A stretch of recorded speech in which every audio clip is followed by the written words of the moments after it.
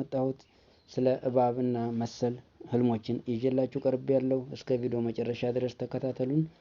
ለቻናላችን አዲስ የሆናችሁ ሰብስክራይብ እያደረጋችሁ፣ ነባሮች ደግሞ ላይክ እያደረጋችሁ እስከ ቪዲዮ መጨረሻ ድረስ ተከታተሉን።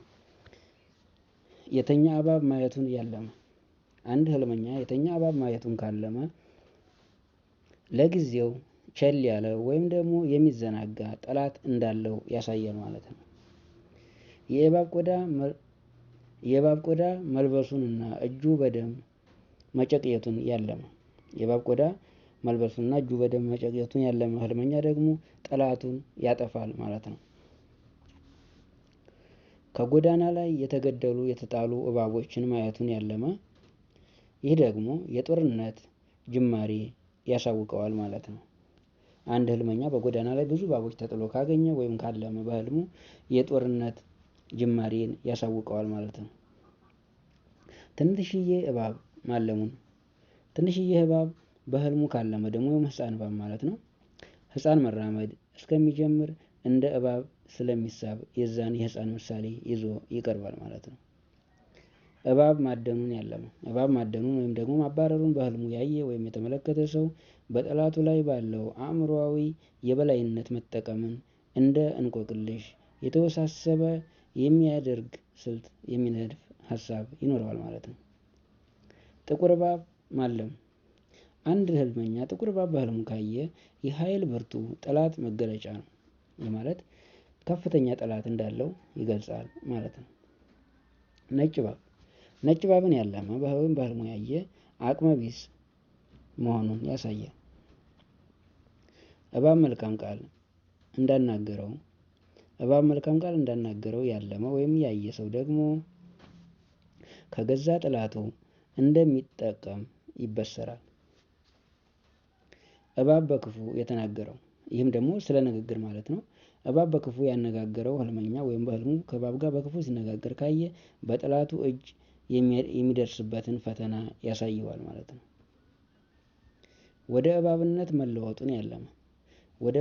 መለወጡን ያለመ ህልመኛ የገዛ እምነቱን ወይም ዲኑን ለማጥቃት የሚነሳ እርጉም ሰው ነው ማለት ነው። ግማሽ ሰው ግማሽ እባብ መሆኑን ያለመ ሰው አንድ ህልመኛ የጠላቱን ግማሽ ወይም ደግሞ የማጥቃት ኃይል ማምከን ይከታተላል።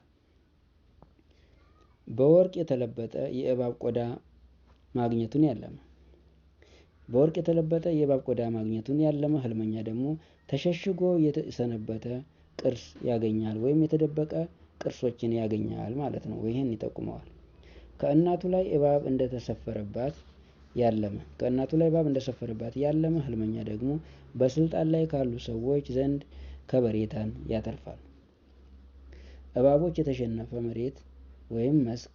በእባቦች የተሸፈነ መሬቱን ወይም መስክን ያየ ሰው ደግሞ በአውዳሚ የዝናብ የሚመታ ይሆናል። በዛ አካባቢ ላይ ከፍተኛ ዝናብ እንደሚከሰት ጠቋሚ ነው ማለት ነው። ቀንድ ያለው እባብ መመልከት። አንድ ህልመኛ ቀንድ ያለው እባብ ከተመለከተ ወይም ካለመ የትርፋማ ንግድ መገለጫ ነው ማለት ነው።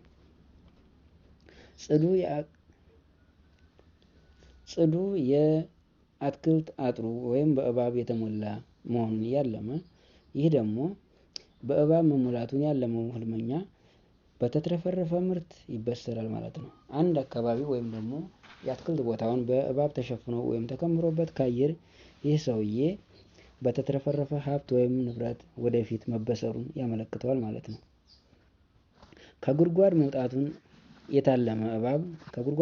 የታለመ እባብ በአዲስ የሚወለድ የህልመኛው ወንድ ልጅ መሆኑን ያመለክተዋል ማለት ነው። አንድ እባብ ከጉድጓድ ሲወጣ ህልመኛው ከተመለከተ አዲስ ልጅ እንደሚወልድ ወይም ወንድ ልጅ እንደሚወልድ ያበስረዋል ማለት ነው። እባቦች ቤቱን ለቀው መውጣታቸውን ያለመ፣ ይህ ህልመኛ የእሱ ፍቺው ደግሞ ያ ቤት አንዳች ውድመት ያሰገዋል ወይም ደግሞ ጥፋት እንደሚከሰትበት አመልካች ነው ማለት ነው። እባብ መግደሉን ማለም። አንድ ህልመኛ እባብ ሲገድል ካለመ ወይም ከተመለከተ ለወንደላጤ ጋብቻ አብሳሪነትን ነው የሚያመለክተው።